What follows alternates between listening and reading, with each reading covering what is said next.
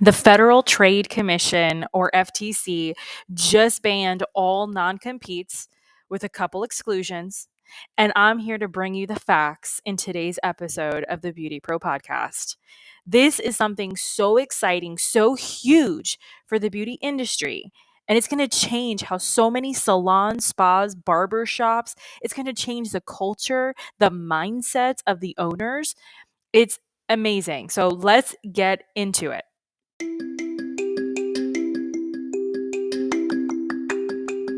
Are you a beauty or barber pro looking for that push to do that thing you've always wanted to do, whether it's in or out of the salon, spa, or shop? Are you tired of not feeling good enough, smart enough, skilled enough?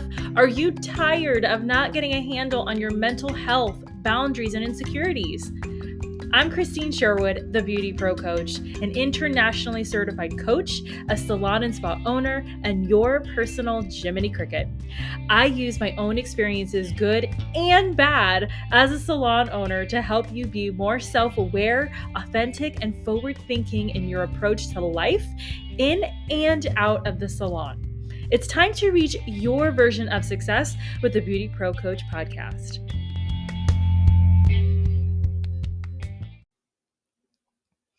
On Wednesday, April 24th, the U.S. Federal Trade Commission announced the ban on all non-compete agreements for businesses, including for senior executives.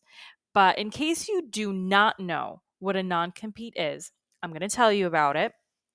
So it's an agreement between you, the employee, and your boss that if you quit or cancel the agreement with them, you have to wait a certain amount of time before working in the same area again, doing the same thing you were doing before. So, for example, let's say you've been working at the same salon for 5 years, and you have to quit for whatever reason. 5 years ago, you signed, which means you agreed to working for the said company, and that you won't work at that salon's competition within a 20-mile radius for 1 to 2 years. This means you would have to move completely out of the area or bite the bullet and commute to a new salon or spa that's probably an hour or so away. That is what a non compete is, and that's what it does, and that's what was just banned. A lot of businesses put a non compete, which I'm going to talk about later, to in their mind what they think is protecting the business. It's lifting the business up to a certain standard.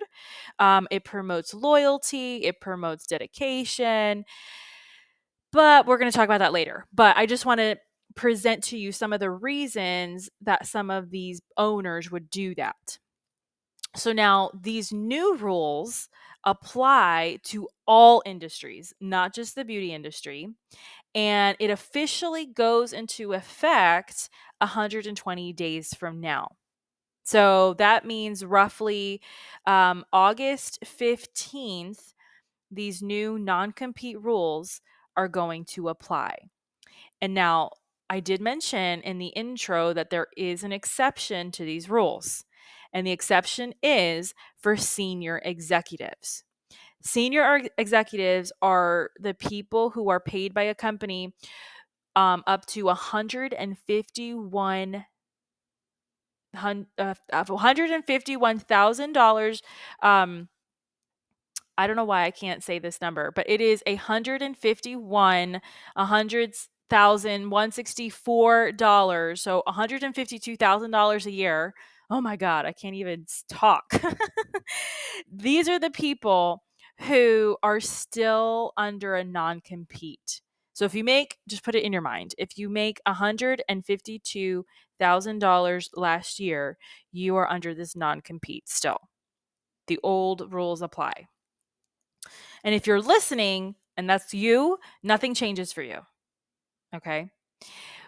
With this new change, though, the FTC is expecting 8,500 new businesses created, $488 billion in increased wages with people, 53,000 new patents, reduced healthcare costs. Like, all these things are good things, right? Like, I was reading the rules and I'm really trying to figure out, I'm trying to understand what would be the downside to this, right? I don't know if you were ever taught this in school, but I know I was.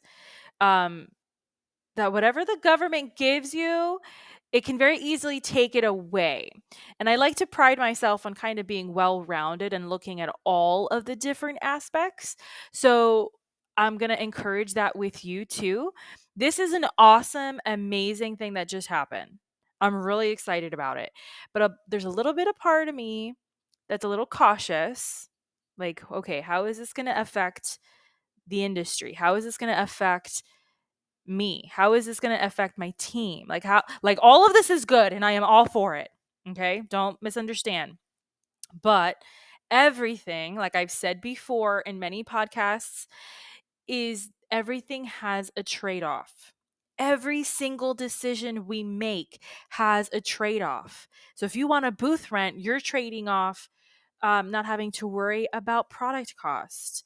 If you are working in a commission salon, you are trading off the full responsibility of running your own little business.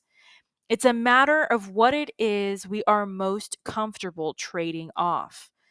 All of this sounds amazing. I am really excited about it. It's like, culture is going to boom in the industry, and it's so like exhilarating to me, and how we're going to be like interacting with each other as creatives and in the business sense. So that's awesome. Um, but like I said, I'm a little concerned. Like, what's the downside? I'm not trying to be a Debbie Downer. I'm just trying to keep you and I both real and raw because we're all so excited. Okay. I'm super optimistic, but there's always a little hidden thing, right? And we don't know exactly what the hidden thing is yet. But as creatives, I don't really think it applies to us, no matter what, anyway, because we overcome everything and we make things work. And that's just what makes us so different than other industries. I think other industries are super jealous of us because of it. Like, we're happy and we are good at what we do. And um, I've met so many people who say they are bad at math, but as soon as you present the math problem in dollars, they totally know. They are like witty. They are like geniuses when it comes to numbers, as long as it's in money form. So this is going to be really interesting. I would be totally lying if I said I never had a non-compete in my salon. I did. And a matter of fact, I was damn proud of it. Okay.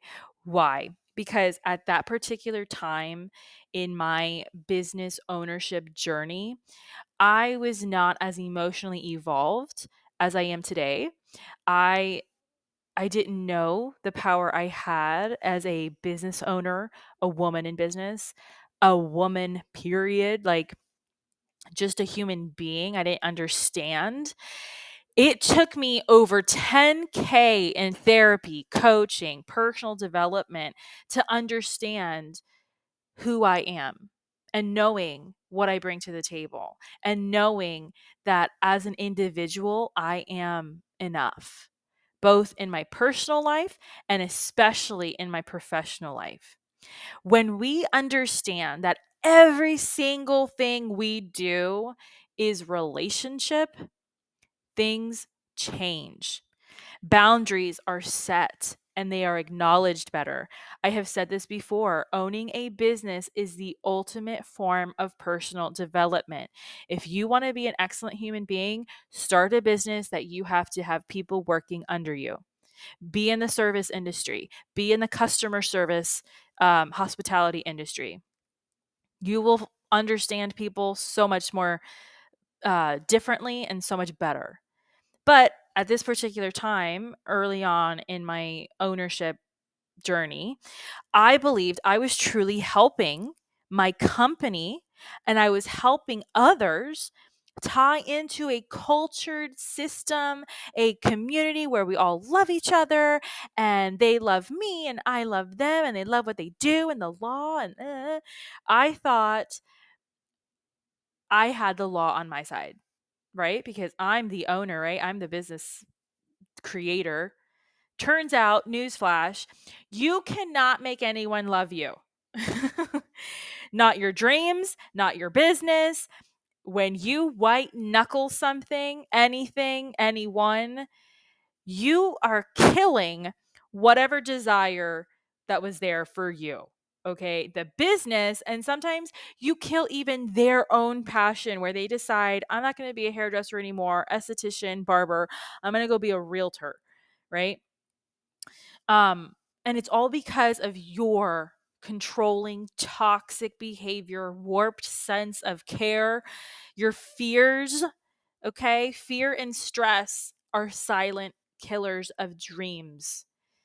And it took me salon walkouts and a pandemic to jolt me into realizing, oh my God, this is not working.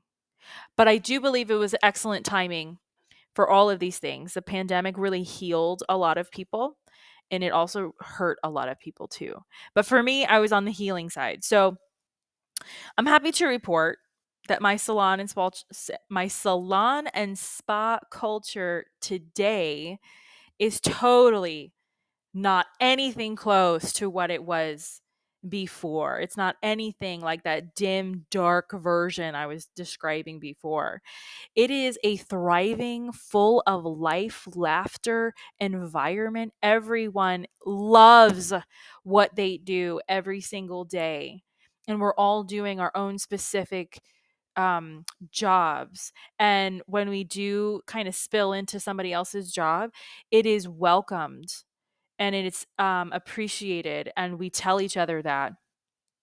When we're in the salon, I mean, we inspire each other. When everyone is there, we inspire each other. We brainstorm on how to get more clients, how to help each other strengthen their weaknesses, how to fine tune their strengths, right? We go out together and do the hard things because hard things work. You got to choose your hard. For example, handing out flyers, dealing with that rejection of people telling you no. It is the worst feeling ever. I personally hate it. It creates, though, this awareness of your business, unity among your team. You strengthen talking to people and putting yourself out there. When we open up, and this is the whole thing. This is, Christine, like, why are you talking about this? This has nothing to do with the non compete. It has everything to do with the non compete because we put up non competes because we're afraid. And this is personal experience. When we open up and allow ourselves to be vulnerable with people and tell them the real and raw truth, you are humanizing yourself. You are humbling yourself. Like, yeah, I need help. Yeah, I suck in this area. Yeah, you guys, we're in debt and we're going to lose the salon. Or, yep, we need clients yesterday because I have a bill. They're going to cut the light. Or, whatever. Be real with your people. But most importantly, you cannot be real with your people if you are not real with yourself. The biggest lesson I learned when it came to non-competes was to be real. And this is why I'm able to sit here and tell you on this podcast.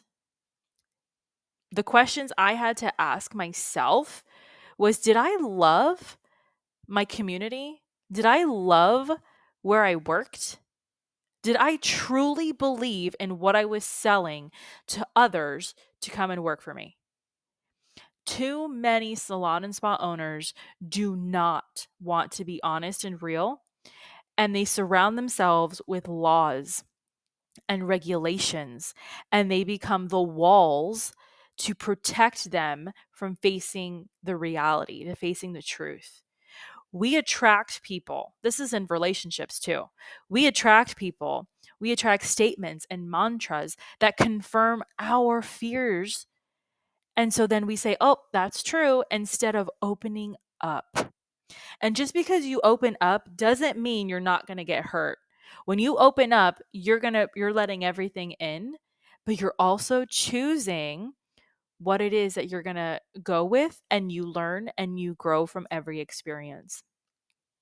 So, this new era of no more non-competes, it is exhilarating. I am so excited. I am excited to see how it creates more freedom and opportunities for stylists and estheticians and even business owners, and how these owners, salon and spa owners, how they're willing to let everyone be who they want to be behind the chair. Micromanagement is the worst, not only for the person that's happening to, but also for the owner, because they are literally not living their life. They are like up somebody's butt trying to, be a puppet and dictate to them what they're going to be doing. And so don't let that be you. This new no non-compete era is it's going to teach owners that we are the only ones that owners are the only ones who, the only thing that they have to do is create a space.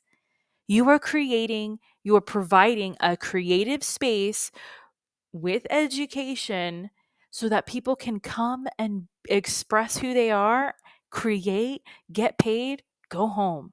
That is it. It's nothing personal. Okay?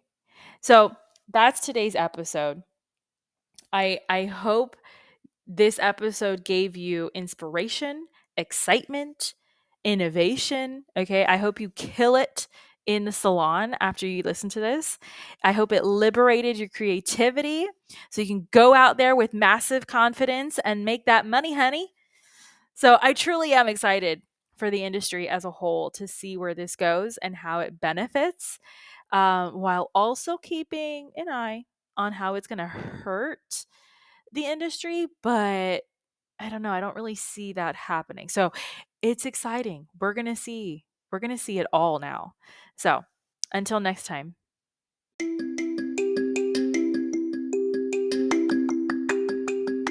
If you loved this episode, subscribe to the BeautyPro podcast on Spotify and Apple Podcasts so you never miss an episode. Don't forget to leave your reviews, stars, feedback so I can continue bringing the content you deserve and want most. Your feedback fuels this podcast. The more you give, the more you get back.